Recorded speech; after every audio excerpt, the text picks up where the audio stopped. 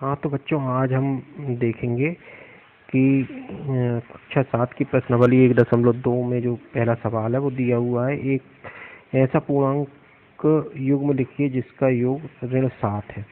तो सबसे पहले तो हम ये समझते हैं कि पूर्णांक होते क्या हैं। तो सबसे पहले आती है प्राकृत संख्या।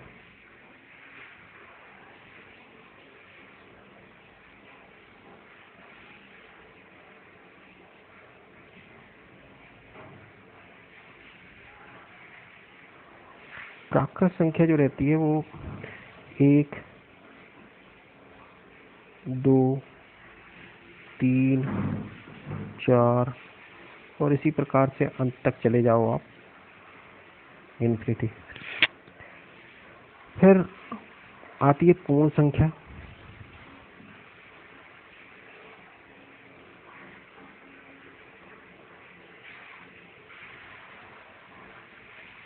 पूर्ण संख्या इसमें 0 भी सम्मिलित होता है। 0, 1, 2, 3,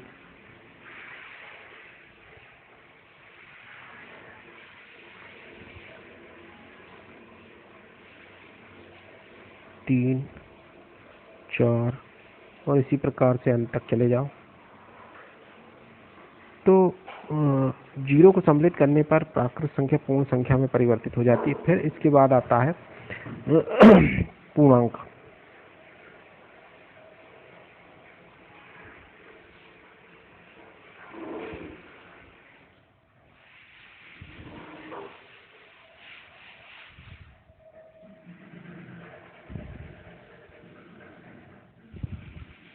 इसमें 0,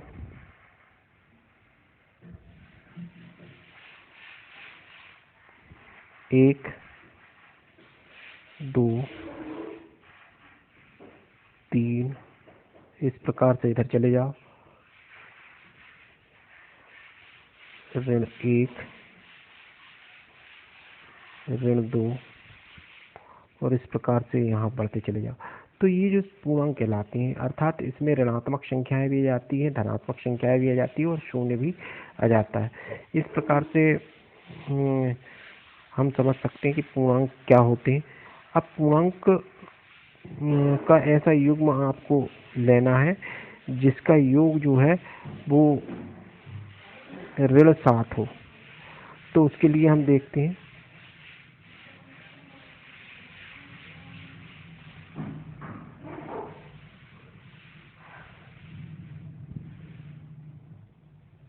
ऋण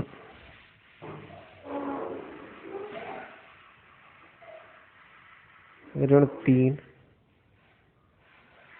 और ऋण 4। ये दो संख्याएं यदि हम लेते हैं तो हम देखते हैं एक धन धन ऋण हो जाएगा, तो ऋण 3 और ऋण 4, अर्थात ये आपके पास आएगा इनका योग ऋण 7। इस प्रकार से ये एक पूर्णांक युग्म हो गया। इसी प्रकार से कोई दूसरा पूर्णांक युग्म देखें अपन, तो जैसे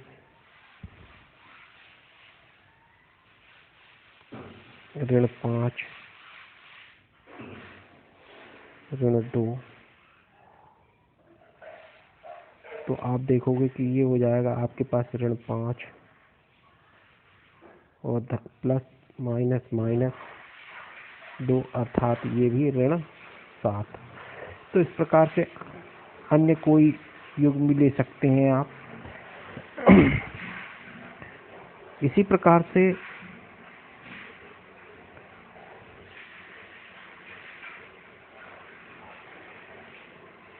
इसी का जो बी वाला सवाल दिया है उसमें अंतर लेना है ऋण 10। उसमें क्या लेना है? अंतर।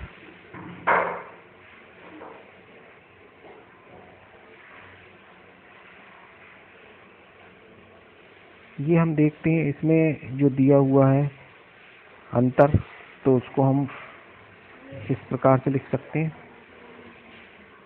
12,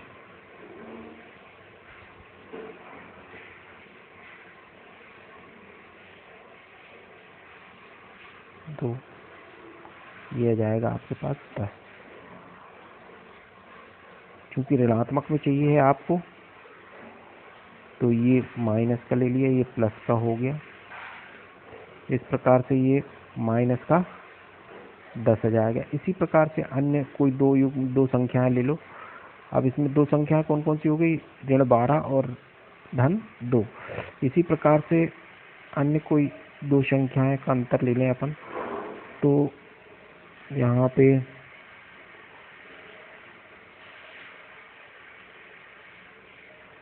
चौदह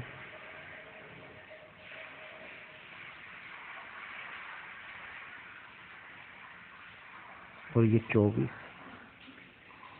अब चूंकि 24 में से हम 14 को घटाएंगे तो आएगा 10, लेकिन बड़ी संख्या चूंकि 24 है इसीलिए ऋण का चिन्ह आएगा।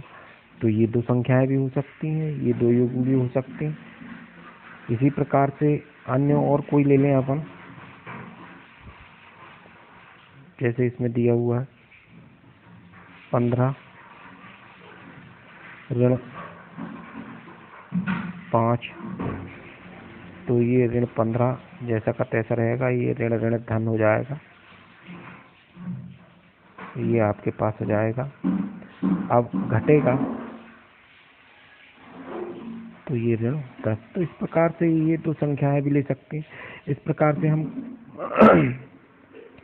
ये दो युग्म ले लो, या ये दो युग्म ले लो, या ये दो युग्म ले लो आप। तो इस प्रकार से हम ये बी वाला कर सकते हैं।